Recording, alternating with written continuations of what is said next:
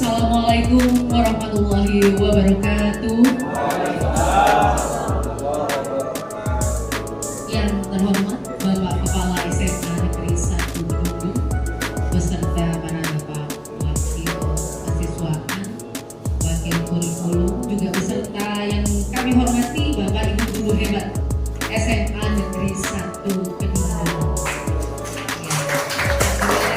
Alhamdulillahirrahmanirrahim, puji syukur kehadirat Allah Subhanahu wa Ta'ala, karena di pagi hari yang cerah di tempat yang insya Allah barokah kita berkumpul bersama di sini dalam acara diseminasi aksi nyata budaya positif program pendidikan guru penggerak di SMA Negeri 1 Kedungdung.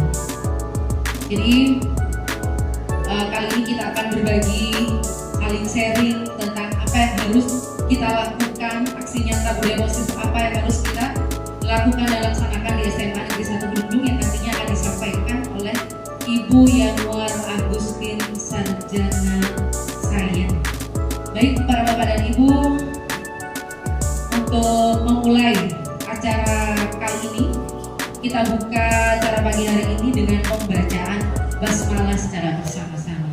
Bismillahirrahmanirrahim. Semoga acara kita di pagi hari ini bisa berjalan dengan tertib dan lancar sesuai dengan keinginan bersama. Untuk acara selanjutnya yaitu sambutan yang akan disampaikan oleh Bapak Kepala SMA Negeri 1 Kedungdung kepada Bapak Muhammad Sulaiman, Sarjana Pendidikan Magister Sains. Kami persilakan.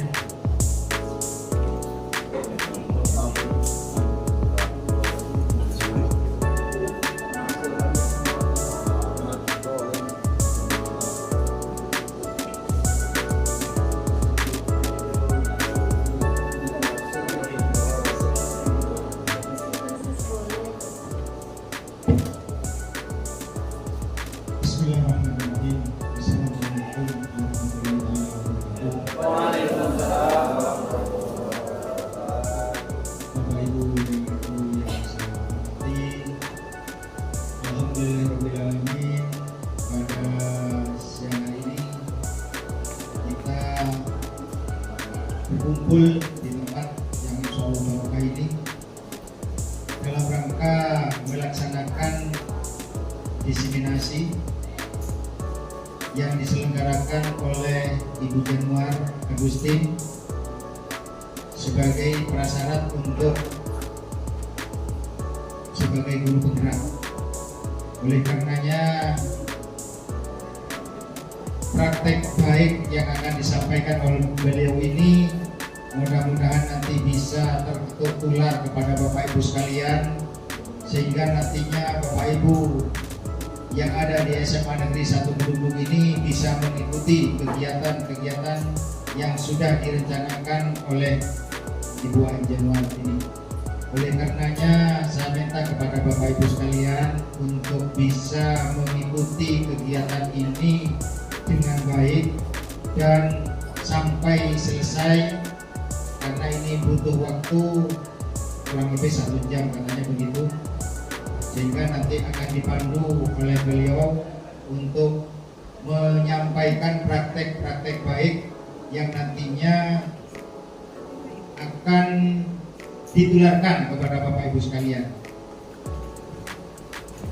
sehingga nanti Ibu Yanwar Agustin ini bisa memperoleh predikat sebagai guru penggerak, dan mungkin nanti bisa diikuti oleh Bapak Ibu yang lain untuk mendaftarkan sebagai CGP berikutnya, periode berikutnya, barangkali seperti itu. Itu harapan dari kami, sehingga sekolah SMA Negeri 1 Kedungdung ini bisa menjadi sekolah yang lebih baik ke depannya. Amin. Bapak Ibu sekalian yang berbahagia, kesempatan ini kita laksanakan karena satu prasyarat untuk nantinya bisa lulus, barangkali itu bisa lulus sebagai guru penggerak, sehingga Ibu Januar ini akan memberikan pengalaman-pengalamannya, praktek baiknya kepada Bapak Ibu sekalian. Saya kira demikian, mudah-mudahan kegiatan ini bisa berjalan dengan baik dan bisa diikuti oleh Bapak Ibu sekalian dan menghasilkan sesuai dengan apa yang kita inginkan. Terima kasih. Saya Iri, wassalamualaikum warahmatullahi wabarakatuh. Ya, terima kasih Bapak. Untuk selanjutnya yaitu pemaparan langsung tentang diseminasi aksi nyata budaya positif oleh Ibu Yanuar Agusin Sarjana saya. Kami persilakan. Terima kasih kepada Ibu selaku moderator dan datang Bapak Ibu ya, kemudian yang terhormat Kepala SMA Negeri 1 Bedugul, yang terhormat para wakasek dan Bapak Ibu guru hebat yang ada di ruang ini. Assalamualaikum warahmatullahi wabarakatuh. Salam damai sejahtera, Om Swastiastu, Namo Buddhaya, salam kebajikan, Rahayu untuk kita semua yang berada di ruang diseminasi. Pada kesempatan pagi kali ini, izinkan saya untuk berbagi pemahaman Bapak Ibu dan praktik baik dalam menciptakan budaya positif di lingkungan SMA Negeri 1 Bedugul. Namun, sebelum saya mulai pengalaman praktik baik ini, izinkan saya untuk berpantun Bapak Ibu ya. Makan bersama di rumah kontrakan, tertawa riang sambil menikmati panorama gunung. Budaya positif marilah kita terapkan untuk menuju sekolah yang aman dan nyaman di lingkungan SMA. Terima kasih. Adapun tujuan diseminasi kita pada pagi kali ini, yang pertama adalah untuk mengetahui kebutuhan belajar dan lingkungan yang memfasilitasi seluruh individu di sekolah agar dapat meningkatkan kompetensinya secara aman dan nyaman. Kemudian tujuan yang kedua itu untuk menggerakkan komunitas sekolah Bapak Ibu untuk bersama-sama mengembangkan dan mewujudkan visi sekolah yang berpihak pada murid dan berlandaskan nilai-nilai kebajikan hidup. Adapun modul budaya positif yang akan saya paparkan pada pagi kali ini ada 6 materi Bapak Ibu yang cukup panjang. Ini yang pertama adalah tentang disiplin positif dan nilai-nilai kebajikan universal. Yang kedua adalah teori motivasi, hukuman dan penghargaan, restitusi. Yang ketiga adalah keyakinan kelas. Keempat, kebutuhan dasar manusia dan dunia berkualitas. 5. Restitusi, 5 posisi kontrol, dan yang terakhir adalah restitusi segitiga restitusi. Nah, pada materi pertama ini nanti akan membahas mengenai disiplin positif dan nilai-nilai kebajikan universal. Namun sebelum saya memulai pada materi pertama, ini ada pertanyaan pemantik Bapak Ibu. Nah, ini pertanyaannya adalah sebagai berikut. Apa sih hubungan budaya positif dengan lingkungan yang aman dan nyaman dalam proses pembelajaran?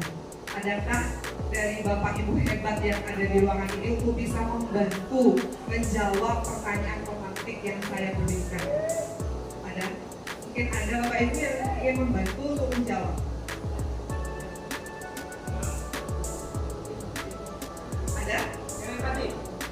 Iya.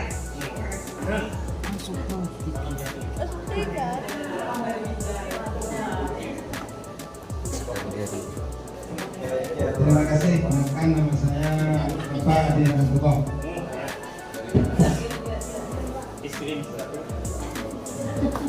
Mengenai pertanyaan pemantik, yaitu apa hubungan budaya positif dengan lingkungan yang aman dan nyaman dalam dalam proses pembelajaran? Saya menjawabnya dengan kemampuan diri pribadi saya. Hubungan budaya positif dengan lingkungan yang aman dan nyaman dalam pembelajaran yaitu dapat meningkatkan pembelajaran yang efektif, efisien, kemudian juga bisa bekerjasama dengan baik antara siswa dengan sesama siswanya. Kemudian juga pembelajaran itu berlangsung dengan tertib dan lancar. Itu yang dapat saya sampaikan. Terima kasih. Assalamualaikum warahmatullahi wabarakatuh. Terima kasih Bapak Adi telah membantu saya menjawab pertanyaan pematik. Adakah mungkin Bapak Ibu guru hebat lainnya yang ingin mengadu pendapat apa sih sebetulnya hubungan antara budaya positif dengan lingkungan yang aman dan nyaman? Mungkin perwakilan dari Ibu. Kalau tadi ada Bapak, sekarang mungkin dari Ibu mungkin. Ibu Yayu mungkin? Miss Yayu? Miss Yayu?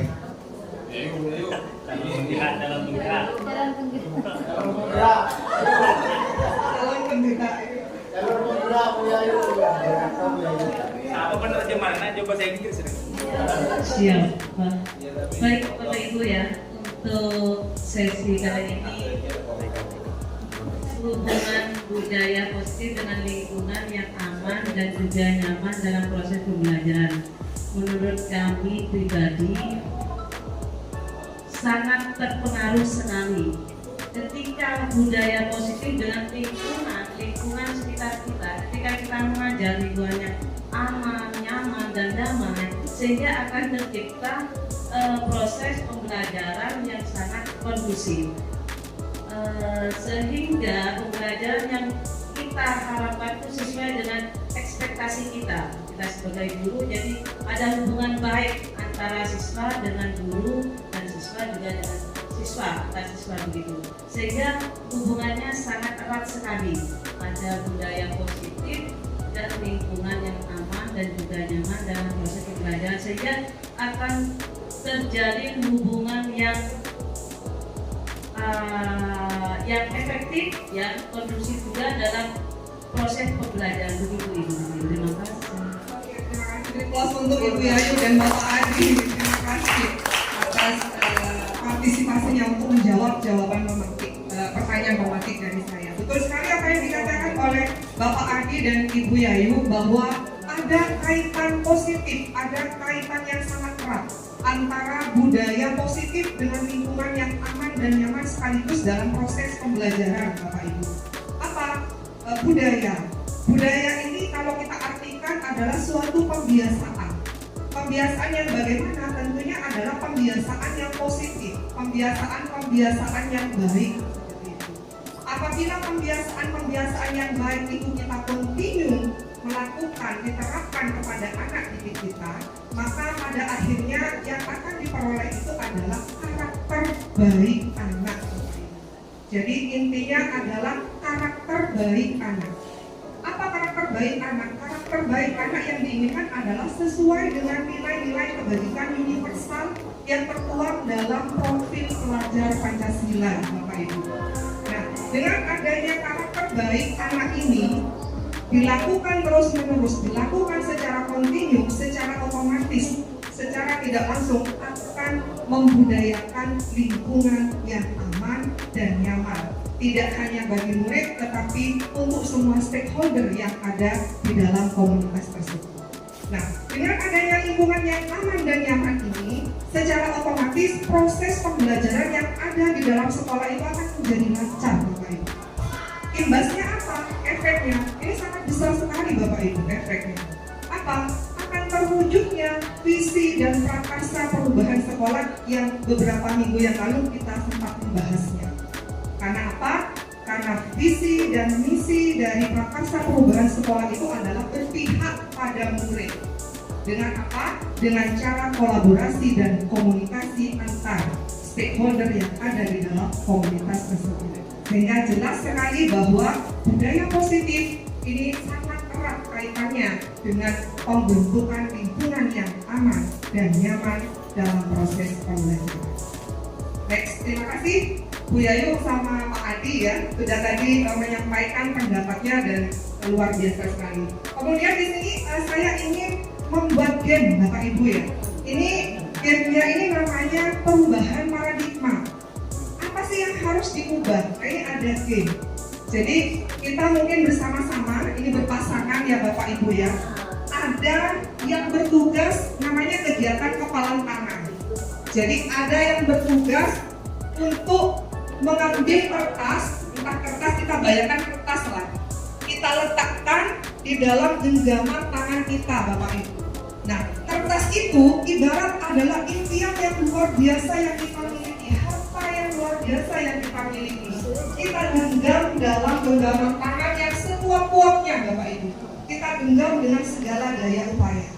Nah, kemudian teman kita yang di sebelah ini adalah berperan untuk membuka genggaman tangan Bapak Ibu sekalian. Jadi gimana caranya teman yang di sebelah untuk membuka genggaman tangan dengan segala cara. Boleh membujuk, boleh mengancam, boleh menghadik, merayu, bahkan menyuap sehingga kepalan tangan ini bisa terbuka. Itu mungkin bisa dipraktekkan ya Bapak Ibu ya. Nah, nanti kemudian dari hasil kegiatan tersebut ada pertanyaan yang ingin saya tanyakan. Kira-kira apa yang terjadi?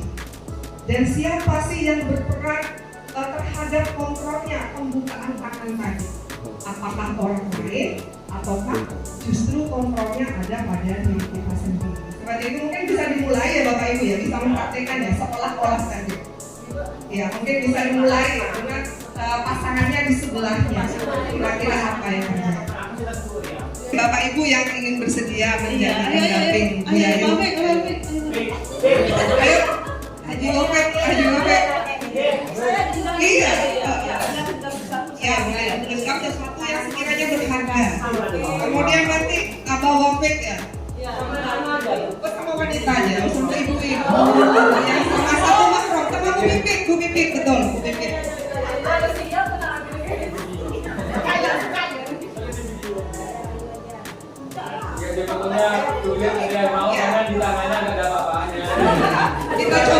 Kita coba ya, Bu Yayu siap ya.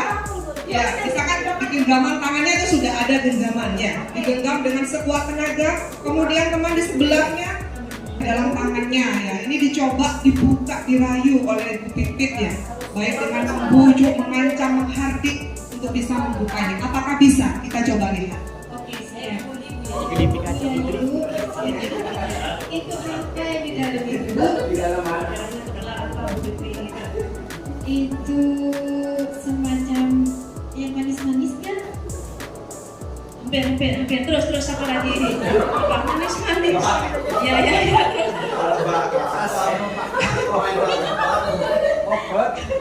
Itu enak untuk dimakan apa enggak, Bu? Iya, sepertinya iya, enak. Warnanya merah atau ungu? Warnanya pelangi. Oke, Bu, boleh saya lihat dikit aja, Bu. Kita punya soal. Satu jempolnya dibuka nanti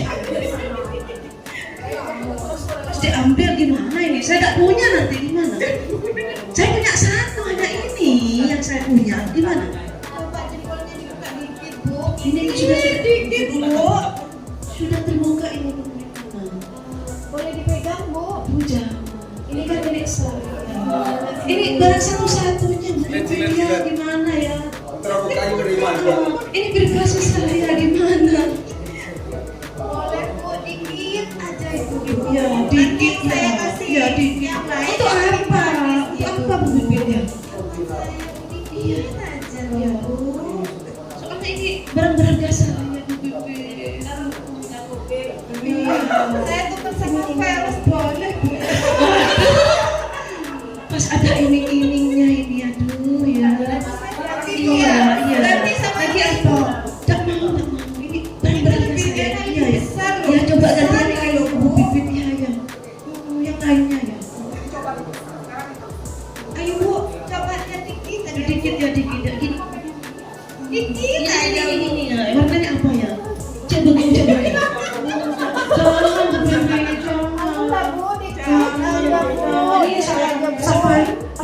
pegangan. Anak ini milik saya satu-satunya. Jadi tidak boleh ya Bu ya. Boleh say. Ayolah Bu, ya Bu. Ayolah Bu, dibolak-balik. Saya. Nanti pasti akan. Oke, ternyata tidak bisa, tetap tidak bisa. Iya Bu Titi, ini dia tetap ada pendirian. Dikasih iming-iming atau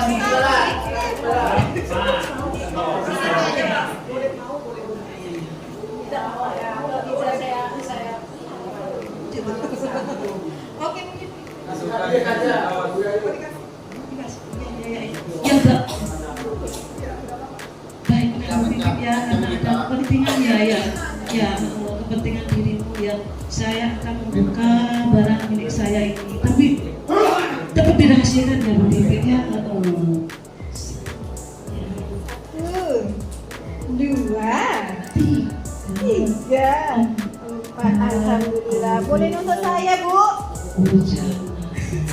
Hanya untuk dilihat saja ya. Yeay. Terima kasih Ibu Yayu dan Ibu Pipit sudah memerankan adegan perubahan paradigma, dan ternyata dari hasilnya setelah dibujuk, dirayu, dipaksa oleh Ibu Pipit dengan segala cara, ternyata Miss Yayu mau menyerahkan. Miss Yayu mau menyerahkan barang berharga yang ada di dalam tangannya. Seperti itu ya Bapak Ibu ya. Nah, adegan yang luar biasa sekali. Dari adegan tersebut kira-kira menurut Ibu Yayu sama Ibu Pipit, karena yang memerankan ini adalah beliau, kira-kira siapa sih yang berperan kontrol terhadap kepalan tangan yang dibuka itu? Kira-kira siapa? Apakah pihak dari Ibu Pipit kah? Ataukah pihak dari Ibu Yayu selaku pemeran adegan tersebut? Kira-kira siapa? Mungkin bisa diceritakan dari Ibu Pipit atau Ibu Yayu, karena yang memerankan beliau ya. Baik Bu Titinya, saya coba untuk menjawab adegan yang barusan saya terangkan. Awalnya saya berusaha untuk memegang, mempertahankan sesuatu yang saya punya ya, karena adanya bukan intimidasi ya, bukan karena ada bujukan, ada rayuan, terus ada apa yang namanya ya, yang sangat positif, tidak ada hal yang negatif, sehingga kami akan akhirnya saya pribadi luluh juga dengan rayuan yang namanya apa ya, bujukan dari lawan atau teman saya, sehingga saya bisa membuka, membagi sesuatu yang sudah saya pegang erat itu, tapi untuk kebaikan bersama, sehingga saya luluh juga. Sehingga di sini ada peran aktif, sama-sama berperan antara yang punya sesuatu dan juga yang ada kolaborasi, maksud kami yang kami berdua ini ada kolaborasi yang baik, kerjasama yang baik, sehingga kami juga bisa membuka, memberikan sesuatu. Toh intinya ini positif gitu aja ya, tujuannya positif saja, sehingga kami bisa menyerahkan atau memberikan begitu ya Bu Titi. Ditambah mungkin sendiri yang ditambah dari Ibu Pipit. Nah, kira-kira siapa yang berperan kontrol Ibu terhadap membukanya kepalan tangan dari adegan tadi? Ya, mohon izin Bapak Ibu. Jadi kalau menurut saya yang memegang kontrol itu kita sendiri. Kalau nggak salah begitu ya Ibu ya. Karena seperti tadi yang Bu Yayu perankan, jadi Bu Yayu memegang erat gitu loh, berusaha untuk mempertahankan benda itu agar tidak saya ambil begitu. Jadi sesuai dengan kita kontrol sendiri sesuai dengan kebutuhan dasar pada saat itu. Mungkin itu tambahan dari saya. Oke. Terima kasih Ibu Pipit dan Ibu Yayu ya, Miss Yayu. Betul sekali apa yang diungkapkan oleh beliau berdua, sama-sama positif. Tetapi pertanyaan tadi lebih mendasar, siapa yang berperan kontrol terhadap genggaman kanan? Tadi Ibu Pipit menyampaikan bahwa sebetulnya yang berperan kontrol itu adalah diri kita sendiri, Bapak Ibu. Jadi diri kita sendiri, bukan lawan kita, bukan teman kita, seperti itu. Kalau seandainya tadi Miss Yayu tidak mau memberi memberikan membuka kepalan tangan, ya mau apa? Mau dibujuk sampai mati pun, mau dipaksa sampai mati pun tidak akan memberi. Nah, tetapi ketika beliau pasrah, menyerahkan, ingin menyerahkan, maka beliau akan dengan segala tulus ikhlas memberikan walaupun itu tanpa paksaan seperti itu. Nah, apa kaitannya, keterkaitannya dengan perubahan paradigma tadi dengan game yang kita kerjakan? Nah, ini perubahan paradigma yang diinginkan dalam dunia pendidikan kita, bahwa awalnya kita berpikir seorang guru itu adalah mampu mengontrol murid, Bapak Ibu. Guru adalah orang yang mampu mengontrol murid. Kemudian bahwa kritik dan membuat orang merasa bersalah itu adalah dapat menguatkan karakter anak didik. Ada juga lagi paradigma yang mengatakan bahwa semua penguatan itu efektif, positif, dan bermanfaat. Bahkan orang dewasa itu memiliki hak untuk memaksa. Nah, dari kegiatan game paradigma tadi ternyata sudah jelas Bapak Ibu bahwa kesemua kalimat yang saya lontarkan tadi itu adalah hanyalah sebuah ilusi belaka. Itu adalah mindset kita untuk mengatur murid bahwa murid itu adalah kita sebagai guru, pemimpin pelajaran yang bisa mengatur anak-anak. Nah, ternyata pada dasarnya tidak seperti itu nyatanya. Karena dari permainan game tadi justru Bu Yayu sendirilah yang berinisiatif untuk membuka genggaman tangannya. Berarti kontrol penuh itu terdapat pada diri kita sendiri seperti itu.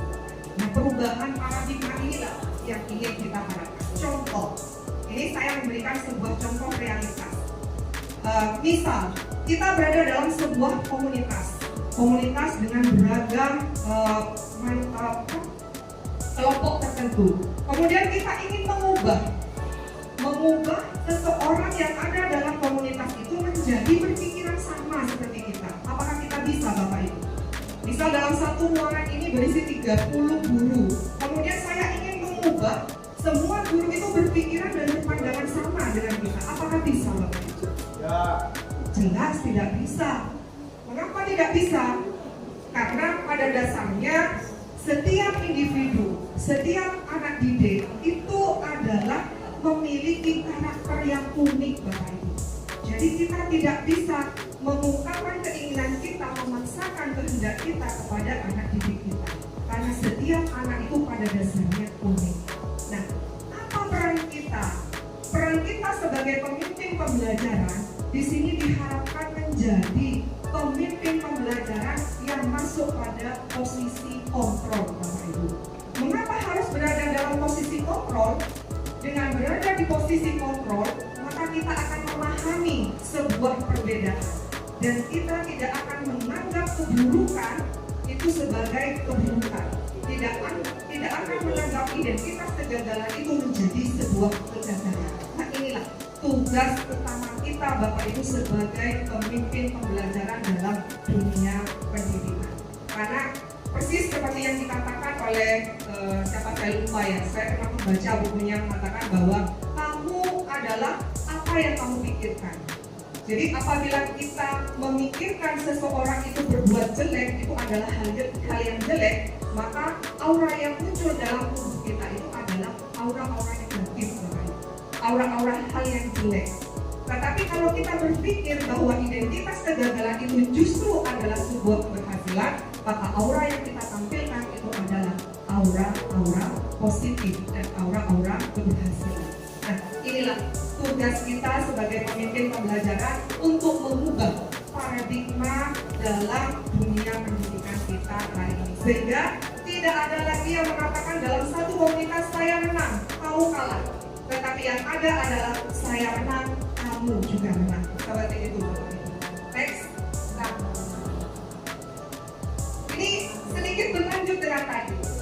Kita sebagai seorang pemimpin pembelajaran harus memahami bahwa setiap perilaku, setiap perbuatan Bapak Ibu, entah itu perbuatan Bapak Ibu, entah perbuatan anak didik kita atau masyarakat yang ada di sekitar kita, itu pada dasarnya memiliki motivasi, Bapak Ibu, memiliki tujuan. Jadi semua perbuatan yang dilakukan oleh manusia itu pada dasarnya memiliki motivasi. Nah, motivasi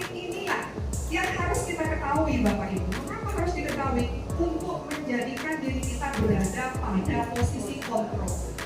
Mengapa posisi kontrol? Karena kita ingin menciptakan lingkungan yang aman dan nyaman, sehingga terbentuklah karakter baik daripada anak-anak peserta didik kita. Karakter baik apa?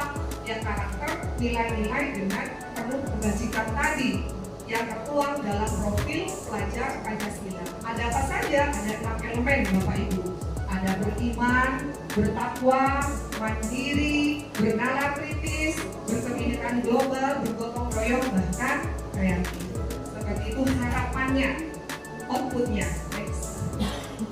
Nah, sebelum saya melanjutkan ke materi kedua, apakah ada pertanyaan terkait budaya atau disiplin positif yang dan perubahan paradigma dalam proses pembelajaran, supaya kita sharing, istilahnya tidak bukan pertanyaan ya Bapak Ibu, kita sharing, kita berbagi apa yang saya dapatkan dari program pendidikan guru muda ini untuk kedepannya bisa bermanfaat dalam dunia pendidikan di umumnya di SMA dan di Sanur.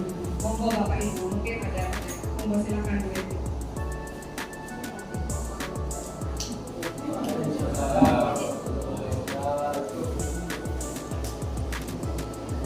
Sebelumnya saya mohon maaf karena mungkin ini yang saya sampaikan sama positif bahwa ini sifatnya seri. Saya mohon maaf, ini kan semuanya untuk membangun sekolah sini dari macam-macam atau berbagai sekolah 3 negeri yang saya hadapi ya. Memang yang saya hadapi sekarang ini di sekolah sini yang paling sulit apa ya, untuk bisa beradaptasi dengan itu. Soalnya seperti ini, di siswa di sini sering banyak di kelas yang tidak masuk. Seperti itu. Jadi yang menjadi apa ya, kendala seperti itu ya. Jadi bagaimana memotivasi anak ya, agar tidak apa ya, berkaca ke belakang. Jadi kalau gurunya dulu zamannya itu menulis, sekarang kan sudah ada budaya yang baru. Kita sebagai yang mau merenovasi lah dari yang pendidikan itu, bagaimana caranya?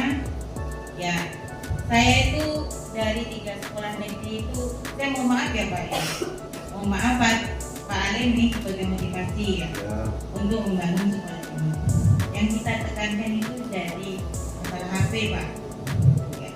Kalau murid itu ada HP di dalam kelas itu tidak mungkin kita bisa belajar. Karena apa? Yang dilihat murid itu pastilah video-video atau hal-hal main game seperti itu kendalanya yang pertama. Karena apa? Saya itu selalu apa ya, ada lantunan dari murid-murid. Bu, kalau sekolah yang kemarin-kemarin yang sudah ngajar itu kita soalnya itu menulis ini begini. Itu kan kita kan punya perbedaan antara sekolah yang apa ya, yang guru yang sekarang sama guru yang dulu. Seperti itu. Saya tuh ya mungkin Bapak Ibu bisa tanyakan di SMA Negeri 2 Pamekasan ya. Saya tuh orangnya bagaimana ya? Saya tuh orangnya disiplin, keras ya. Karena saya itu sudah dilema dengan keadaan sekolah sini, jadi hanya saya bisa sekarang tertidur. Tertidurnya bagaimana ya? Tertidur dengan dilema dalam keadaan sekolah yang dilemanya motivasi siswa yang kurang. Nah, bagaimana program dari sekolah sini atau apa motivasi daripada guru-guru semua untuk menyikapi hal ini? Yang pertama itu yang menjadi beban mental buat saya lah sekarang untuk menghadapi mereka itu, bagaimana mereka itu bisa tidak tidur, tidak main HP. Saya aja kadang terangkan di depan teman anak itu tidak didengarkan. Itu dilema buat saya. Karena dari dulu saya sistemnya itu sistem ceramah, baru praktek. Karena geografi kalau sudah diterangkan tentang map itunya itu tidak bisa. Karena saya sistemnya sama dengan hal yang saya terangkan dulu. Seperti itu. Jadi kalau tidak menjelaskan tentang skala-skala itu tidak bisa. Jadi semuanya murid tertidur semua, dilema dengan adanya HP. Terus sering itu. Kalau semuanya seperti ini, otomatis gurunya juga tertidurnya. Ya sudahlah, biarkan seperti itu. Jadi tidak ada benefit buat kita untuk belajar. Saya otomatis baik. Jadi saya minta Bu Titi bagaimana kolaborasi antara semua dari guru untuk memecahkan satu HP, yang kedua semangat untuk belajar, terus tidak ada keinginan dari siswa itu untuk tidak ada niatan untuk tidak belajar. Jadi motivasi kita benar yang disampaikan oleh Pak Kasih yang siswaan. Kalau pasti kalau sudah memberikan contoh untuk kelas 1, kelas 2 itu semuanya akan keliru seperti itu. Sekian dan terima kasih, mohon pencerahannya Bu Titi. Assalamualaikum warahmatullahi wabarakatuh.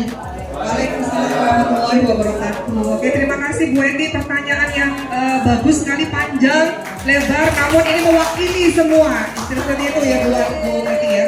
Nah, untuk menjawabnya Bu Eti, karena materi yang saya sampaikan ini masih belum selesai. Nah, nanti setelah saya menjelaskan sampai akhir, mungkin jawaban pertanyaan dari Bu Eti akan bisa terjawab. Bagaimana caranya? Seperti itu Bu Eti ya. Jadi saya lanjutkan lagi, Bu, boleh? Oke. Materi yang kedua, terima kasih Bu Eti. Pembelajaran yang kedua yaitu tentang teori motivasi, hukuman, dan penghargaan serta restitusi. Nah, dari awal saya katakan bahwa setiap perilaku manusia maupun anak didik itu pada dasarnya mengandung motivasi, mengandung tujuan. Tugas kita ini adalah mengetahui apa motivasi dibalik anak-anak tersebut. Kalau tadi Bu Eti mengatakan anak itu selalu main genggam HP. Nah, ini kita ketahui terlebih dahulu Bu Eti ya. Motivasinya apa anak itu bermain HP?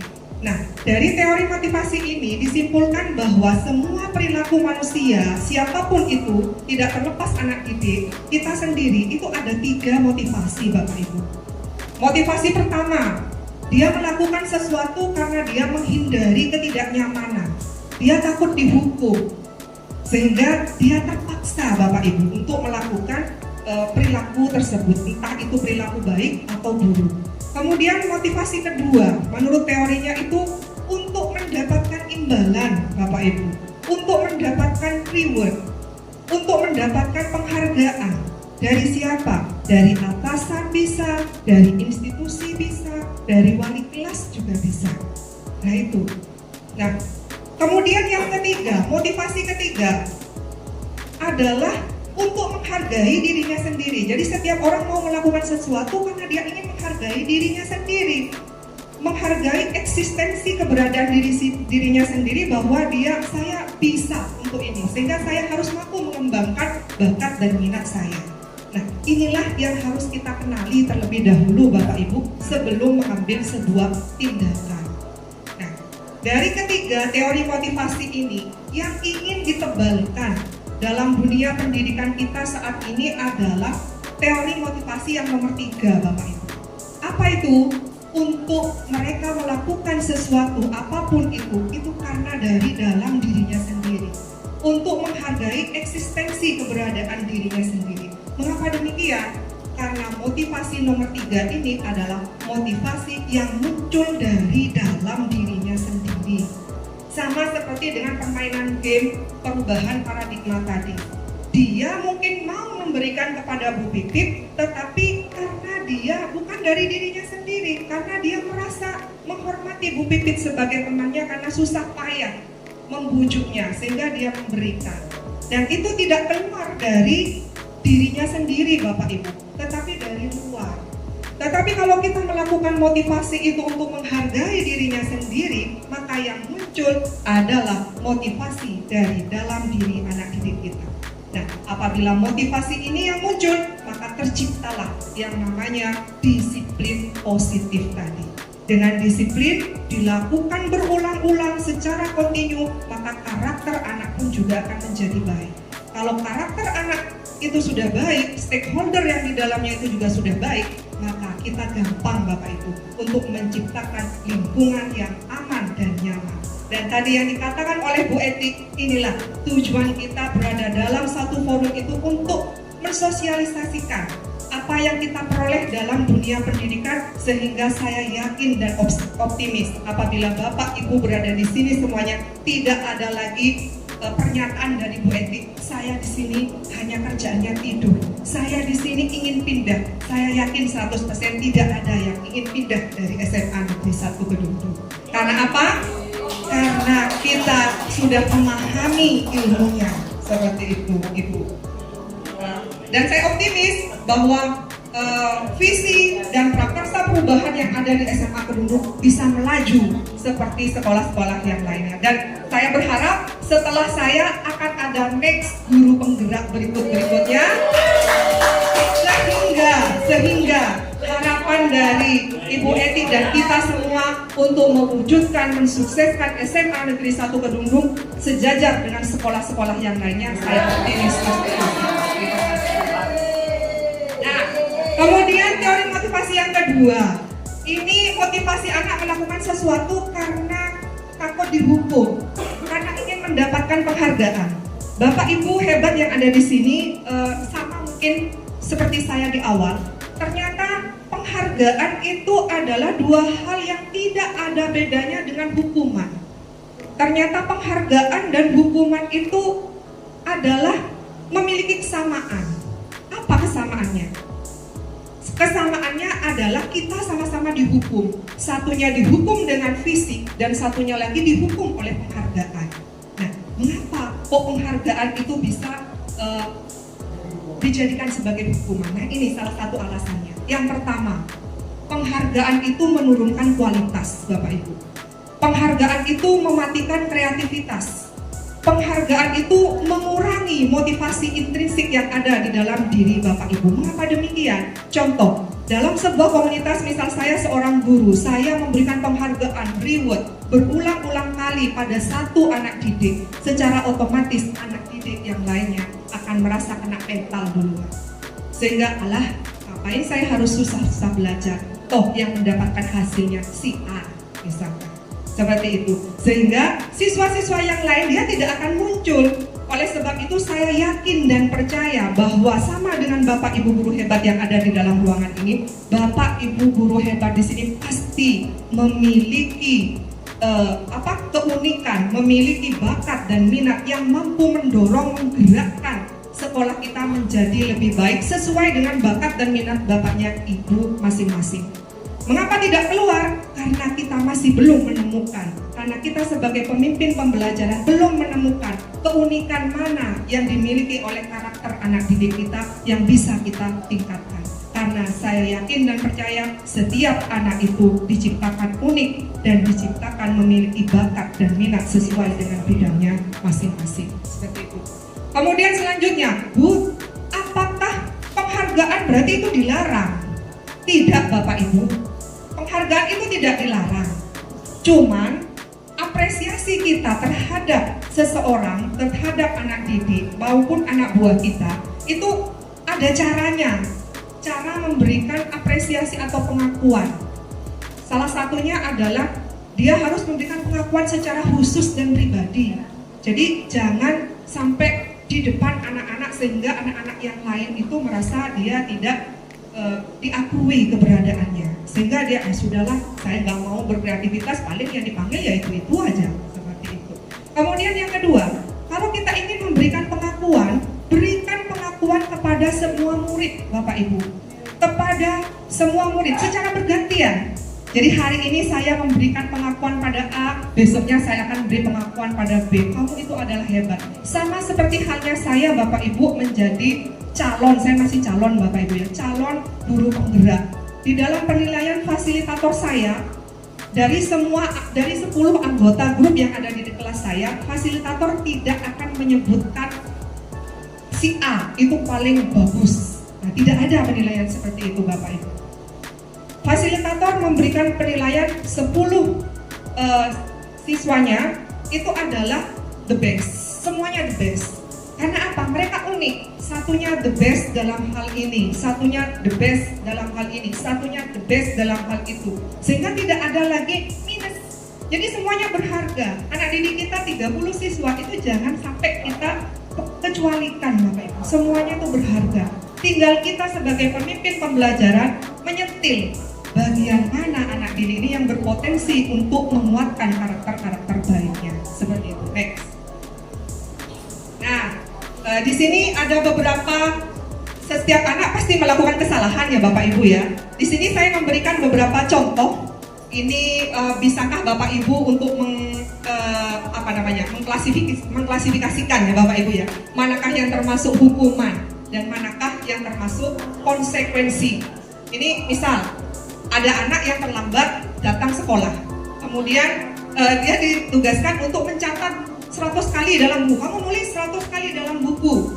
Nah, itu apakah hukuman atau konsekuensi? Ada lagi anak yang ketika pembelajaran dia menumpahkan air secara tidak sengaja. Kemudian saya memerintahkan, bersihkan, dilap. Kamu kalau menumpahkan air maka kamu harus ngelap airnya. Nah, itu apakah masuk kategori hukuman atau masuk kategori konsekuensi? Ada yang bisa membantu saya Bapak Ibu? Mungkin. Sebelah barat Pak Firdaus ya Pak ya?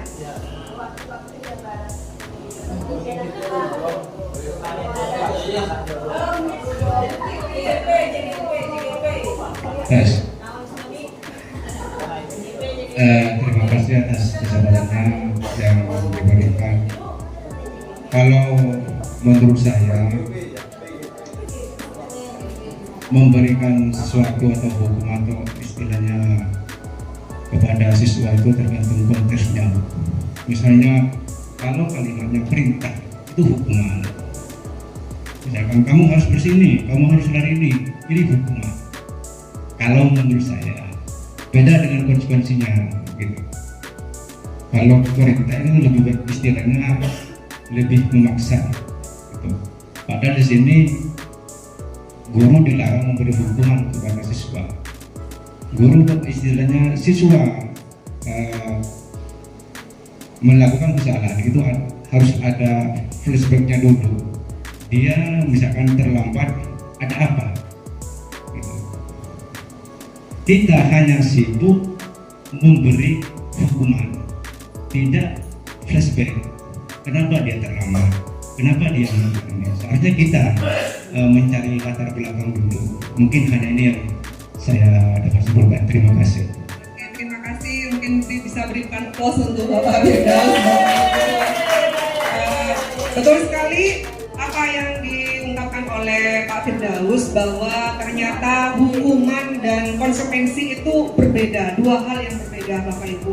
Tadi saya tertarik dengan bahasa Pak Firdaus bahwa hukuman itu karena konsekuensi itu lebih ke arah mencari alasan terlebih dahulu. Jadi dia mencari alasan kenapa, ditanyakan terlebih dahulu. Kita memberikan kesempatan kepada anak terlebih dahulu, mengapa anak itu bisa membuat kegagalan versi diri kita seperti itu. Nah, kalau hukuman itu lebih ke arah fisik ya Bapak Ibu ya.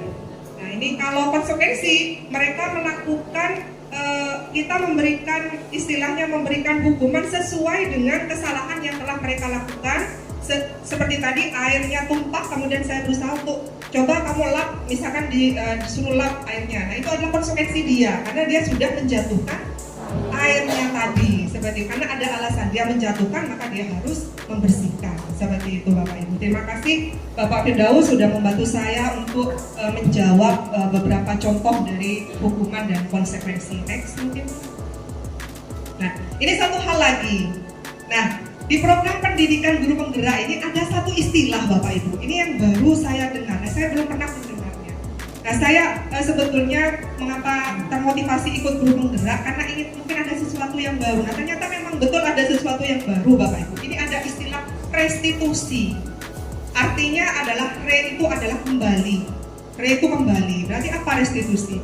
Restitusi ini adalah tawaran, menawarkan, menciptakan kondisi anak untuk memperbaiki kesalahan mereka. Karena anak itu pasti tidak luput dari kesalahan. Kita pun orang dewasa juga pernah punya kesalahan. Nah, kesalahan ini bagaimana caranya supaya identitas kegagalan yang dimiliki oleh anak ini kita ubah menjadi identitas sebuah keberhasilan. Agar apa? Agar ketika mereka kembali ke anggota komunitasnya, ke anggota kelompoknya, mereka akan kembali dengan karakter yang lebih kuat. Nah, karakter apa lebih kuat, otomatis karakter yang baik Bapak Ibu, bukan karakter buruknya. Karena apa? Ketika anak itu bermasalah kemudian kembali kita tidak menyelesaikan secara jelas, maka anak itu akan kembali ke anggota kelompoknya dengan label yang tanda petik. Nah, ini yang harus kita giring dalam dunia pendidikan ini. Mengapa pakai restitusi Bapak Ibu? Karena di dalam restitusi ini menawarkan suatu proses. Proses apa? Proses kolaborasi namanya. Sekali lagi kolaborasi. Makanya Bapak Ibu hebat di sini, hadir di sini ini karena saya yakin dan percaya bahwa SMA Negeri 1 Kedungdung itu is the best dalam hal kolaborasi dan komunikasi. Terima kasih ya.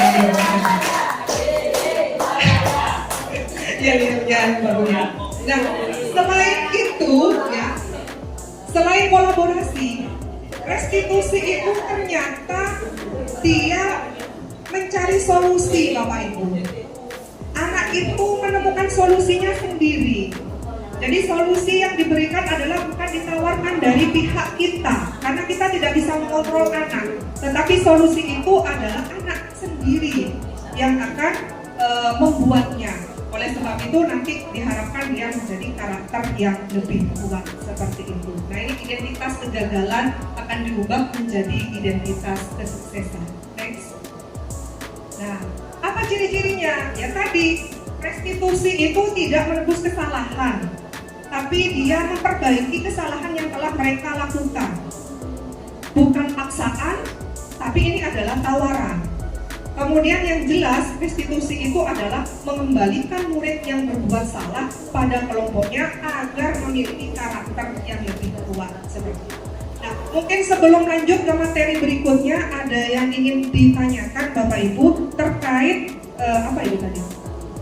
Terkait apa Pak tadi Pak? Restitusi, penghargaan dan motivasi. Apakah ada pertanyaan Bapak Ibu? Tidak ada? Pak Imam.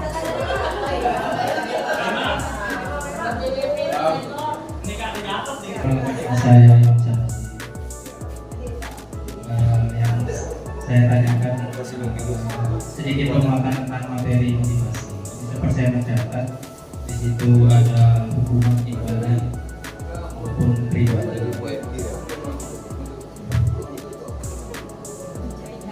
Dalam melakukan sesuatu ada tiga hal yang dilakukan siswa. Umumnya di sini adalah hukuman, ada imbaan maupun pribadi. Yang saya tanyakan adalah tentang motivasi pribadi. Karena yang paling simpel sebenarnya untuk memotivasi siswa itu, pengalaman saya di sini lebih simpelnya adalah membangkitkan siswa itu untuk pintar adalah mengasih ibadah. Hampir dari keseluruhan siswa itu akan menjadi pintar. Untuk hukuman sendiri, kebanyakan di sini tuh acuh. Sedangkan untuk memotivasi secara pribadi, sepertinya masih belum tahap ke situ. Bagaimana cara agar motivasi pribadi itu bangkit ketika motivasi dengan cara imbal itu lebih efektif di sekolah kita. Terima kasih. Terima kasih sekali lagi pertanyaan yang luar biasa dari Bapak Imam ya. Sekali lagi pertanyaan Bapak Imam ini, bagaimana sih cara untuk mengeluarkan motivasi intrinsik, cara kita untuk mengeluarkan motivasi intrinsik. Nah, disinilah Pak tempatnya, karena kita berbagi sharing, berbagi ilmu. Tadi saya memberikan teori. Nah, teori-teori yang saya sampaikan tadi ini adalah PR bagi kita. Bagaimana kita membiasakan teori itu menjadi sebuah kenyataan. Seperti itu Bapak. Dilakukan berulang-ulang, kemudian setelah berulang-ulang maka nanti akan terbentuklah nilai-nilai kebajikan itu sendiri. Nah, untuk menjawab pertanyaannya Pak Imam, ini nanti ada caranya. Ada di materi selanjutnya. Sekali lagi di materi selanjutnya karena tadi berkaitan ya pertanyaannya. Itu yang di materi selanjutnya yaitu tentang keyakinan kelas Bapak Ibu. Jadi di sini tentang keyakinan kelas. Apa sih keyakinan kelas itu? Tadi di awal saya mengatakan bahwa apabila pembiasaan dilakukan berulang-ulang maka akan akan menciptakan sebuah karakter atau budaya positif. Dengan adanya budaya positif, ini akan menciptakan lingkungan yang positif, yang aman, Bapak Ibu. Nah, secara tidak langsung, lingkungan yang positif ini akan menggiring Bapak Ibu pada keyakinan kelas. Nah, setelah menjadi keyakinan kelas, maka akan tergiring menjadi kesepakatan kelas. Nah, ini jujur saja pengalaman pribadi saya Bapak Ibu ya. Sebelum saya mengikuti pendidikan guru penggerak, saya itu selalu bermasalah dengan siswa tentunya ya. Bahkan saya seringkali emosional dalam hal kok bisa seperti itu. Mungkin sama yang dipikirkan oleh Bapak Ibu. Tetapi setelah saya mengikuti kegiatan program guru penggerak ini, sebetulnya yang bersalah bukan hanya siswa yang bersalah, tetapi kalau kita menganalisis bahwa kita pun turut andil dalam kesalahan tersebut. Nah, dalam proses keyakinan kelas ini saya beruntung berada pada guru penggerak angkatan ke-11 Bapak Ibu. Mengapa? Karena di awal ajaran tahun baru ini saya bisa berkesempatan untuk mengaplikasikan ilmu yang saya peroleh langsung pada anak didik saya. Contohnya dalam lewat apa? Keyakinan kelas Bapak Ibu. Jadi keyakinan kelas tujuannya adalah untuk mengantisipasi Bapak Ibu polemik yang terjadi antara seorang guru dengan siswa. Ini jalan satu-satunya. Tadi Pak Imam menanyakan gimana caranya untuk mengeluarkan motivasi kritis. Inilah Pak, salah satu caranya. Kita harus membuat keyakinan kelas terlebih dahulu, memploting terlebih dahulu sebelum kita melakukan pembelajaran.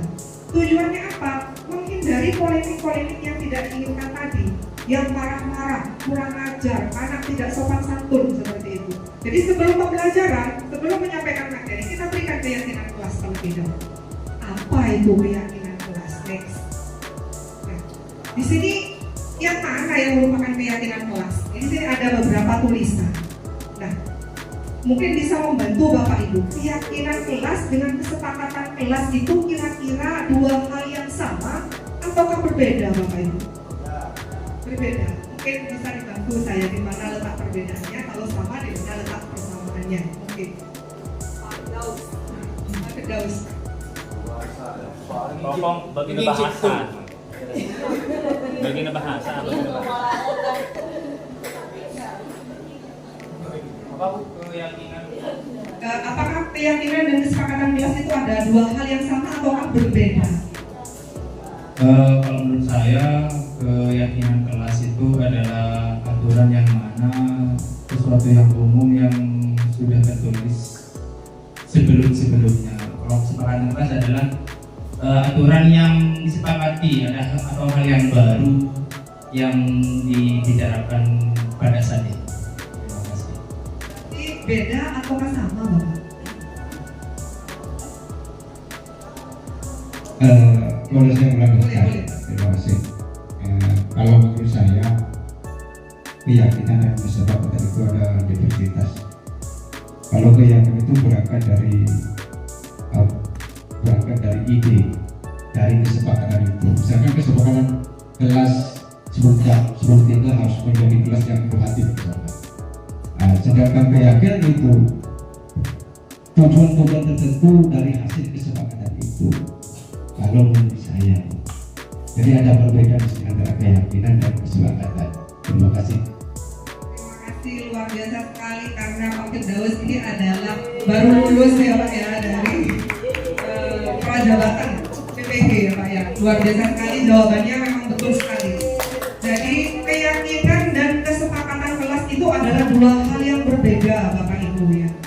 Kalau keyakinan namanya saja yakin, percaya. Berarti ini berawal dari nilai-nilai kebajikan Bapak Ibu. Nilai-nilai kebaikan yang kita yakini bahwa itu adalah baik. Misal, contoh saling menyayangi. Ini sudah saya langsung jawab ya. Saling menyayangi. Itu kan kita yakin bahwa kita itu harus menyayangi. Kan seperti itu Bapak Ibu. Kita harus semangat dalam belajar. Itu hal yang kita yakini. Nah, sementara kesepakatan, apa itu kesepakatan? Namanya saja kesepakatan. Berarti disepakati oleh siapa Bapak Ibu? Iya. Jadi ada kolaborasi. Jadi disepakati antara siswa dan guru. Kalau wali kelas berarti siswa dengan wali kelas. Kalau guru mapel berarti guru mapel dengan siswa. Mempunyai kaki dengan guru mapel gitu. Siswa Ibu Yayu ya, bukan guru anak guru. Jadi kesepakatan sekali lagi tidak bersumber pada guru Bapak Ibu. Jadi kita memaksakan apa kata saya, karena saya wali kelas. Jadi saya yang berkuasa di kelas ini. Nah ini jangan sampai kita mengungkapkan hal seperti itu, karena kesepakatan itu adalah kesepakatan antara wali kelas dengan anak. Guru ini bertindak untuk mengklarifikasi bagaimana ya kira-kira. Jangan semena-mena juga anak-anak. Saya tidak boleh ikut pelajaran Bu. Jangan ikut pelajaran. Nah, jangan disetujui hal yang seperti itu. Nah, tugas kita sebagai guru adalah mengklarifikasi. Jadi apabila keyakinan dan kesepakatan kelas ini sudah dibuat di awal pembelajaran, saya yakin dan sepenuhnya tidak akan ada lagi polemik Bapak Ibu. Polemik di dalamnya antara guru dan siswa. Sehingga nyambung lagi ke pertanyaannya Bu Eti ya Ibu ya. Tadi Bu Eti menanyakan gimana Bu dengan kondisi anak-anak kita yang selalu bawa HP. Nah, kalau memang itu yang menjadi dasar permasalahan Bu Eti, di awal pembelajaran kita buat kesepakatan dulu. Kita buat keyakinan positif di kelas dulu. Baru kita sepakati. Nah, setelah hal itu dilanggar, baru kita tidak akan pencak-pencak Bapak Ibu. Jadi saya jujur saja ya, saya itu adalah orang yang emosional. Jadi setelah ikut guru saya itu jadi orang sabar. Betul. Betul jadi orang sabar. Karena apa? Kita tahu ilmunya, karena kita memposisikan diri kita itu sebagai posisi kontrol. Sebagai posisi kontrol. Next.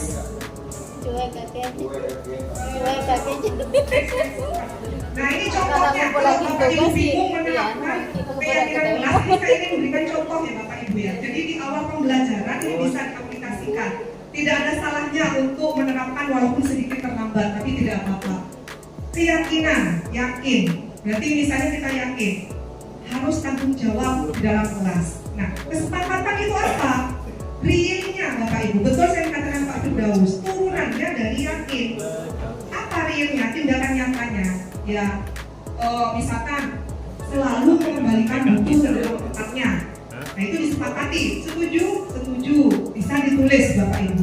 Menghormati orang lain, ya pokoknya hadir di sekolah 15 menit sebelum pembelajaran dimulai. Lebih dari itu apa konsekuensinya? Nah itu ditulis Bapak Ibu di awal pembelajaran. Bisa main HP tadi, menghargai orang lain, keyakinan kelasnya.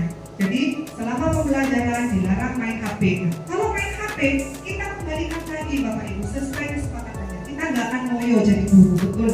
Tidak akan ngoyo. Tinggal dikembalikan ke mana, apakah sesuai dengan keyakinan kelasnya? Tinggal dikembalikan begitu aja. Kalau tidak sesuai, berarti kamu harus apa? Jadi saya tidak lagi main tunjuk-tunjuk, mata mencelong, ya itu sudah tidak lagi. Nah ini antisipasi kita sebelum kita melakukan pembelajaran. Next. Adakah pertanyaan Bapak Ibu sebelum lanjut ke materi berikutnya? Aduh, siang-siang ini. Lanjut ya, lanjut Bapak Ibu ya. Oke, lanjut. Nah ini pertanyaannya kedua untuk Pak Imam. Tadi Pak Imam nanya, gimana caranya Bu? Ini cara lagi yang kedua Bapak Imam. Nah, selain kita mengetahui motivasi, tujuan apa yang dimiliki oleh anak, maka kita harus mengetahui kebutuhan dasar. Kebutuhan dasar, karena setiap orang itu memiliki kebutuhan dasar Bapak Ibu. Otomatis kebutuhan dasarnya pun juga berbeda-beda. Saya yakin antara saya dan Bapak Ibu itu kebutuhannya akan berbeda. Nah, kita harus memahami itu bahwa orang lain punya cara pandang tentang dunia, berpikir berbeda tentang dunia mereka.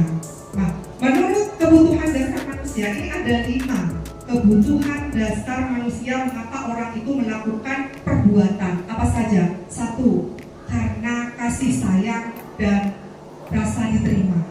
Biasanya anak-anak itu bertindak karena 1, dia kurang rasa kasih sayang, pengen diterima. Atau kalau tidak kasih sayang karena ingin berkuasa, penguasaan. Dia ingin berkuasa, saya ingin menunjukkan bahwa saya itu bisa di komunitas saya. Makanya dia berperilaku, bertindak seperti itu. Kemudian yang ketiga, Jadi tadi kalau yang main HP dengan HP misalnya pakai HP, HP terus saya kan, nah ini berarti anak itu pengen senang. Berarti bagaimana cara kita sebagai seorang pemimpin pembelajaran menggunakan si HP ini sebagai media pembelajaran yang menarik. Nah, pasti ini jauh lebih bagus daripada kita mengeluhkan gimana sih orang-orang ini kok tidur semua. Ini jauh lebih baik insya Allah. Kemudian kebebasan. Terkadang anak itu ingin bebas, ya ingin bebas. Kita tinggal cari aja apa kebutuhan mereka. Dan yang terakhir, mereka ingin bertahan hidup. Nah, yang bertahan hidup ini paling banyak Bapak Ibu terjadi di SMA Negeri 1 Kedunggung. Untuk apa? Rata-rata mereka tidak ada di kelas karena lapar. Kenapa kamu? Lapar Bu alasannya, karena dia bertahan hidup. Tapi lapar jam pertama lapar, jam ketiga lapar, jam ketujuh lapar. Nah, kok lapar terus kan? Nah, itu next. Nah, ada pertanyaan Bapak Ibu? Sudah ada? Lanjut ya? Oke, lanjut. Nah, setelah kita mengetahui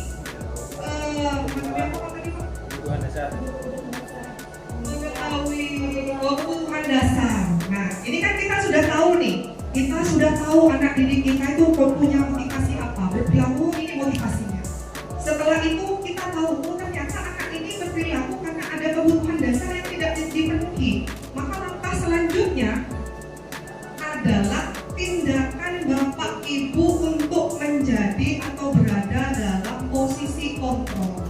Bapak Ibu, apa posisi kontrol? Posisi kontrol ini adalah posisi yang akan diambil oleh Bapak Ibu dalam menangani perkara dari anak didik kita. Nah, kalau dilihat dari teorinya, posisi kontrol ini ada 5 Bapak Ibu. Yang pertama, kita terkadang memposisikan diri sebagai penghukum. Yang kedua, sebagai pembuat rasa bersalah. Yang ketiga, sebagai teman. Yang keempat, sebagai pemantau. Dan yang terakhir ini sebagai manajer. Nah, seperti apa 5 posisi kontrol ini akan saya tampilkan biar lebih menarik ya Bapak Ibu lewat adegan film ya Bapak Ibu ya. Dan saya yakin Bapak Ibu itu pernah melakukan kelimanya. Harus ya. Harus.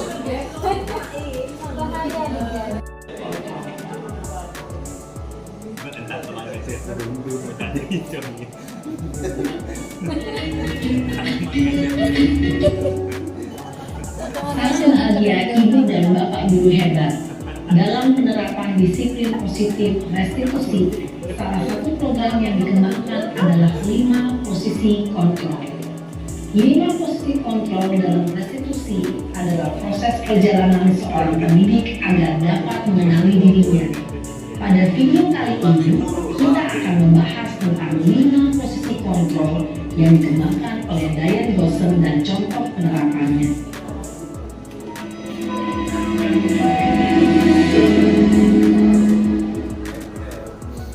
Lima posisi kontrol itu adalah 1. Posisi penghukum. 2. Posisi pembuat rasa bersalah. 3. Posisi teman. 4. Posisi pemantau atau monitor. Dan 5. Posisi manajer. Untuk lebih memahami kelima posisi tersebut, mari kita saksikan kasus Naren yang terlambat hadir 20 menit di sekolah dan melihat bagaimana kelima posisi kontrol dalam menghadapi masalah tersebut.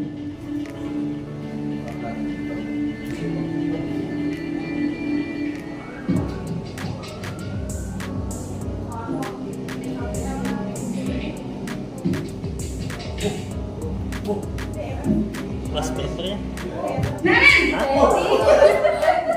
Sini kamu!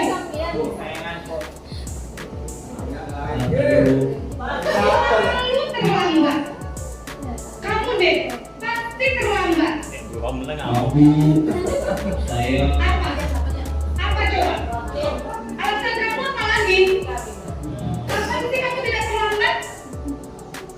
Malah sekalian kamu jadi anak. saya Dasar Kita malah. ngocak. Gak kapok-kapok sih kamu.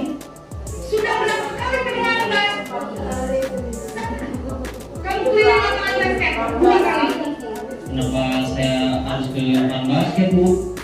Kenapa? Kamu lewat ibu. Berani-beraninya jawab. Sudah terlambat, masih berani jawab pula. Sekarang, keliling lapangan basket 5 kali sekalian. Biar aku cepat pergi sana ke lapangan basket. Posisi penghukum biasanya berbicara dengan nada tinggi, menghardik, menunjuk-nunjuk, menyakiti, dan menyindir. Hukuman bisa berupa fisik maupun psikis. Ibu dan bapak guru hebat. Dampak yang terjadi pada murid ketika guru berada pada posisi penghukum adalah murid cenderung akan memberontak, bahkan menyimpan dendam.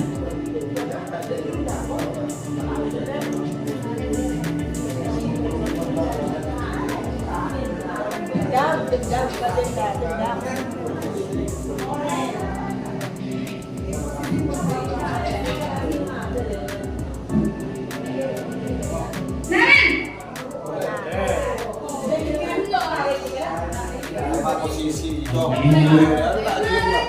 Naren, kamu kenapa terlambat lagi, Nak?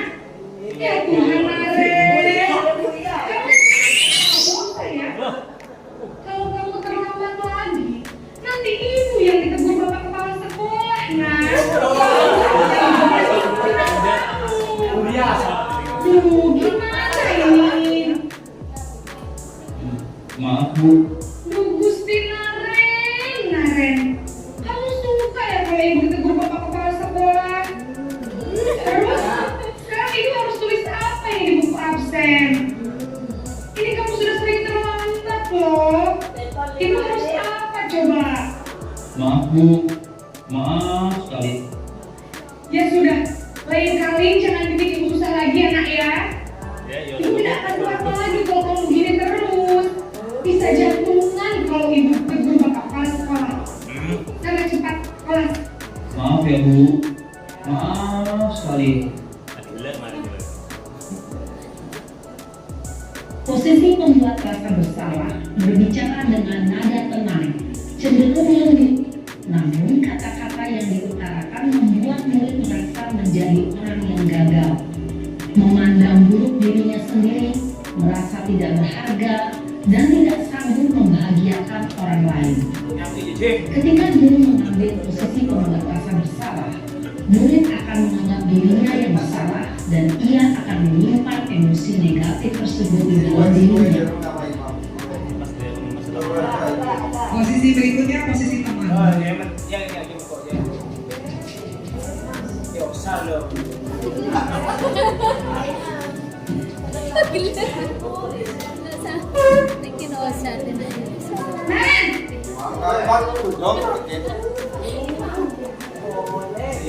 Selamat Ibu. Wah, sudah jam berapa ini, Nak? Terlambat lagi ya sayang. Jangan leng. Saya, Bu. Kamu malah menyalahkan ibu kamu. Kamu bukannya anak yang larinya paling kencang. Kok terlambat sih? Iya, Bu. Saya memang terlambat bangun tadi. Jadi, biarpun saya lari kencang, tetap gak kesenja, Bu. Ya sudah sana. Nanti lain kali larinya lebih kencang lagi ya. Biar gak terlambat lagi. Bikin seneng ibu. Demi ibu. Bisa kan? Bisa, Bu. Ya sudah sekarang ke sekolah. Ibu beresin urusan absen kamu. Kamu ini ada-ada saja. Dalam posisi teman, guru berbicara dengan nada suara ramah, akrab, cenderung bersenda guru untuk menjaga suasana tetap santai. Murid akan merasa senang, aman, dan akrab dengan guru. Identitas yang tercipta adalah identitas Terlambat sehari. Terlambat sebulan. namun keinginan karena ingin hubungan eksternal. Ada faktor ketergantungan dari murid kepada orang tertentu. Di sini guru aksennya. Sehingga di lain waktu, murid bisa berperilaku baik, namun hanya kepada orang-orang tertentu saja. Posisi berikutnya adalah posisi pemantau.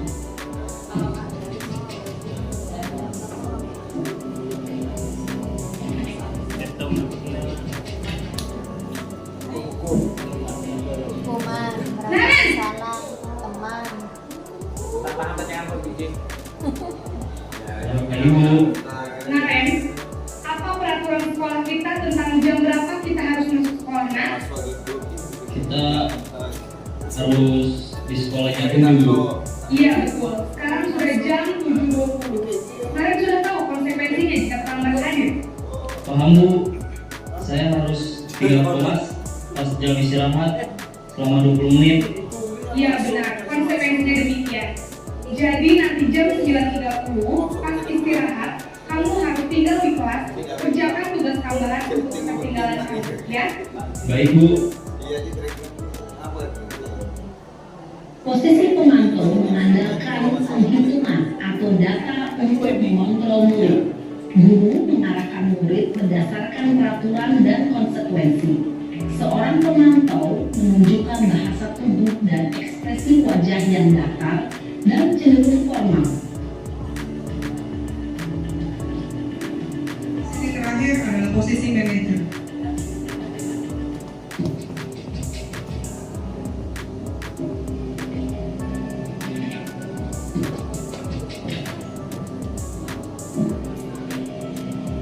Naren! Boleh makan. Lain bulan nih. Selamat pagi, Naren. Maaf Bu, saya terlambat. Iya, sekolah masuknya jam 7, sekarang sudah jam 7.20. Jadi sekarang bagaimana ini, Naren? Maaf Bu, saya lupa alarm saya semalam. Baiklah, menurut kamu, keyakinan sekolah yang mana yang perlu kamu tingkatkan? Menghargai diri sendiri dan orang lain mungkin ya Bu. Setuju. Jadi, apakah Naren meyakini prinsip saling menghormati tersebut? Iya Bu, saya meyakininya. Apakah Naren bersedia memperbaiki masalah keterlambatan ini? Bersedia Bu. Bagaimana kamu akan memperbaiki masalah keterlambatan ini? Saya akan coba untuk tidak lupa menyetel alarm saya Bu. Baik, kalau Naren lupa menyetel alarm di rumah, ada orang yang kira bisa bantu mengingatkan tidak? Ada Bu, kakak saya, Kak Emma. Ada lagi selain Kak Emma? Selain Kak Emma, ada ibu saya. Baik, jadi yang mengingatkan Naren adalah Kak Emma dan ibunya. Kira-kira akan berikan alarm kapan nih, Naren? Setelah pulang sekolah, akan segera saya lakukan. Baik, jadi Naren akan buka alarm untuk bangun besok pagi dan akan diingatkan oleh kakak dan ibu dan Naren ya. Oke, Bapak Ibu, dari hasil posisi kontrol tadi yang diperankan oleh Ibu dan beberapa siswanya tadi, ya Bapak Ibu ya, ada 5 posisi kontrol. Jadi yang diharapkan dari kita sebagai pemimpin pembelajaran itu adalah berada pada manajer, Bapak Ibu. Ya, ini adalah posisi kontrol yang dampaknya luar biasa, yang paling menyakitkan ya di Bapak Ibu ya. Jadi sekiranya menjadi ini pembuat rasa bersalah kita hindari, karena dampak atau efeknya paling luar biasa. Nah, untuk menjadi teman ini bagus, cuman hanya saja motivasi yang keluar dari anak didik kita itu adalah motivasi eksternal, dan mereka rata-rata kalau kita bertindak sebagai teman, yang mereka hargai hanya satu guru, sementara guru yang lainnya dia tidak akan menghargai. Nah, untuk memantau, apabila kita menjadi pemantau, Bapak Ibu juga perlu memperhatikan konsekuensinya. Kalau tadi di pemantau itu memberikan tugas, Bapak Ibu itu harus mengecek tugasnya. Jadi jangan ditinggal begitu saja. Nah, tetapi dari 5 posisi kontrol ini yang diharapkan adalah sebagai manajer. Karena di dalam manajer ini lanjutnya, di dalam manajer ini adalah dia menerapkan yang namanya segitiga restitusi tadi. Jadi akan dari dirinya, dia yakin bahwa apa yang dilakukan oleh dia itu salah atau tidak muncul dari dirinya sendiri. Nah, hasil kolaborasi itu menjadikan anak itu mencari sendiri ketika dia bersalah apa yang harus saya kerjakan. Jadi dia mencari solusinya sendiri. Nah, segitiga restitusi ini dia mengandalkan tiga alur. Yang pertama adalah menstabilkan identitas. Yang kedua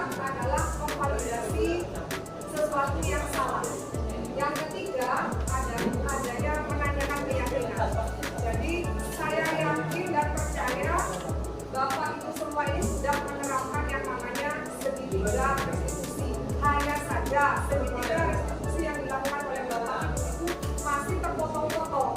Jadi hanya pakai satu saja, hanya menstabilkan identitasnya saja, tidak dilakukan validasi kesalahannya. Atau bisa dilakukan stabil identitasnya, divalidasi sudah, tetapi Bapak Ibu tidak menanyakan keyakinannya, sehingga identitas dari kegagalan tadi tidak lagi menjadi sebuah identitas keberhasilan. Nah, ini salah satu contoh, ini terakhir ya Bapak Ibu ya. Ini contoh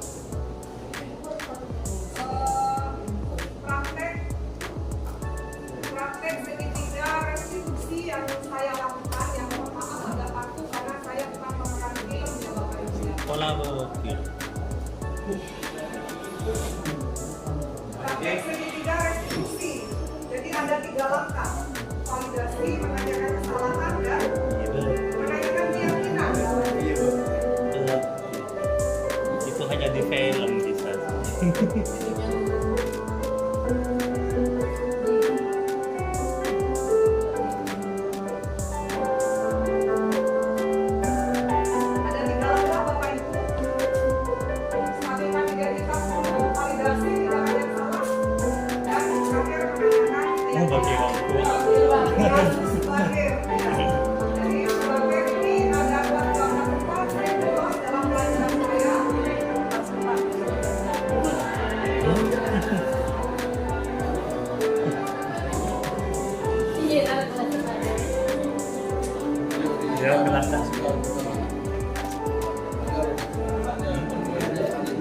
Tapi sebenarnya tapi ini itu kan beri anggaran dan paling ada kan beri senyara saat ring banan kan ST ketemu dengan pasar jadi dia kayaknya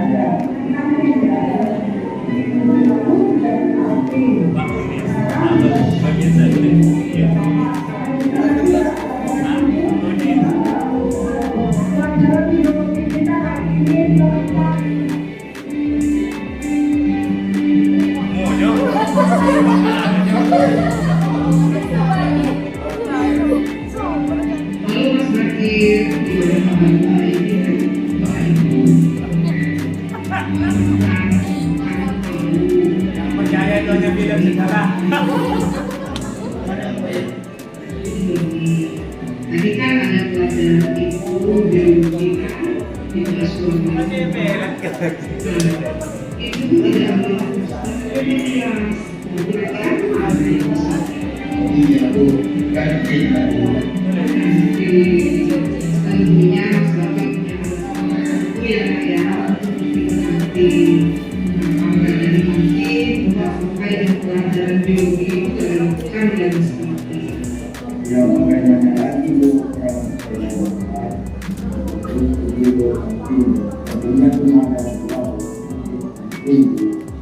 Ini foto bagi ya berarti yang kecil.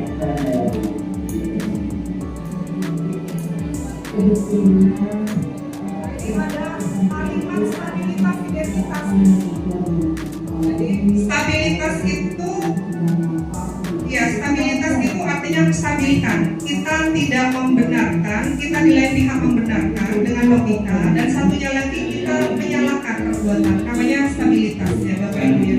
Jadi karena terkait jam, ini agak sudah banyak ya Bapak Ibu ya. Jadi nanti kita bisa mempraktekkan sendiri. Saya geser-geser dikit aja, ada 2 kasus biar Bapak Ibu wali kelasnya tahu. Selain Subakir, ada 2 kasus yang saya. Nah ini setelah kita melakukan restitusi Bapak Ibu ya, jangan lupa kita meminta refleksi pada anak didik kita. Gimana? Harus ditanya. Titin memanggil saya, Bu Titin memberikan arahan kepada saya untuk mencari solusi dan adab apa yang saya lakukan. Sejak arahan Bu Titin, saya sadar akan kesalahan saya dan akan melakukan yang lebih baik lagi. Terima kasih Bu Titin. Nah itu harus ditanya Bapak Ibu, jangan kita diamkan, kita refleksi lagi. Nah ini kasus kedua, saya hanya menunjukkan biar wali kelasnya juga tahu ada kebetulan.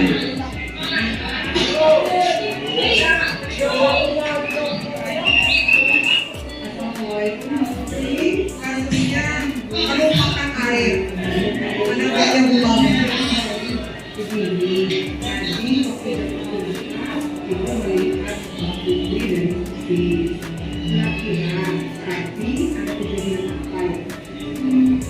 Saya tadi hanya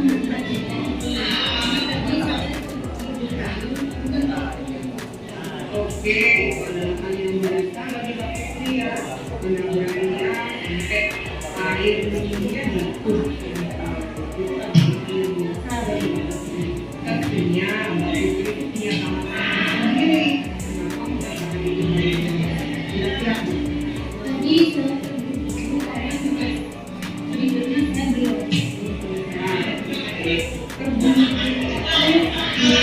Biasa terjadi dalam setiap begitu pula itu sering kali terburu-buru, namun itu tidak pernah dilakukan. Nah, kalimat saya tidak terburu-buru itu adalah terburu-buru itu adalah hal yang biasa yang pernah dilakukan. Tetapi saya kan membenarkan, jadi membenarkan tidak apa-apa orang itu terburu-buru, tapi saya membenarkan. Nah kemudian cuma saya mengingatkan kembali, saya pernah terburu-buru, tapi saya tidak pernah mencelakai orang lain. Nah, dikasih deal yang terakhir kesimpulan besar saya adalah bahwa setiap kesalahan yang dilakukan oleh siswa yang ada di dalam kelas kita menawarkan dengan restitusi Bapak Ibu. Jadi ada 3 tahapan tadi, menstabilkan identitas, validasi kesalahan, dan yang terakhir itu jangan lupa menanyakan keyakinan. Kalau sudah ditanyakan, baru nanti kita minta refleksinya, bagaimana hasilnya. Nah, terakhir kali, ini jangan sampai kita salah persepsi ya Bapak Ibu ya. Restitusi itu hanya bisa dilakukan untuk menangani penanganan anak dalam level kecil Bapak Ibu. Jadi tidak semua permasalahan kasus kita bisa selesaikan dengan restitusi, tidak bisa Bapak Ibu. Jadi penanganan yang besar, kesalahan yang besar dalam hal ini mungkin kalau sebagian mungkin permasalahannya besar. Cuma dalam konteks yang saya berikan tadi adalah dia tidak ikut pelajaran saya, jadi level kelas. Kalau memang itu sudah level tinggi, itu tidak bisa, tidak akan efektif untuk dilakukan dengan restitusi, segitiga restitusi. Jadi harus diferal. Diferal dengan siapa? Dengan wakasek kesiswaan, dengan guru BK, seperti itu. Jadi saya ingatkan kembali bahwa restitusi adalah solusi untuk menangani permasalahan kecil yang ada di dalam kelas Bapak Ibu. Akhir kata saya tutup dengan sebuah pantun, karena di awal ada pantun, di akhir saya kasih pantun. Rumah apung di Muara Angke, suara Dasatwa menjadi ciri khasnya. Terima kasih Bapak Ibu hebat Semanike, semoga bermanfaat. Tetap semangat, salam dan bahagia. Terima kasih.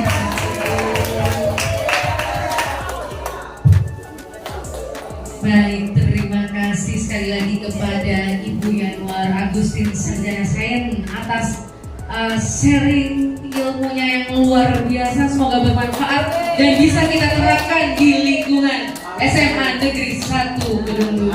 Terima kasih sekali lagi kami ucapkan kepada Bapak Ibu guru hebat atas kesediaan waktunya. Sekali lagi kami sampaikan terima kasih dan billahi taufiq wal hidayah. Wassalamualaikum warahmatullahi wabarakatuh. Waalaikumsalam.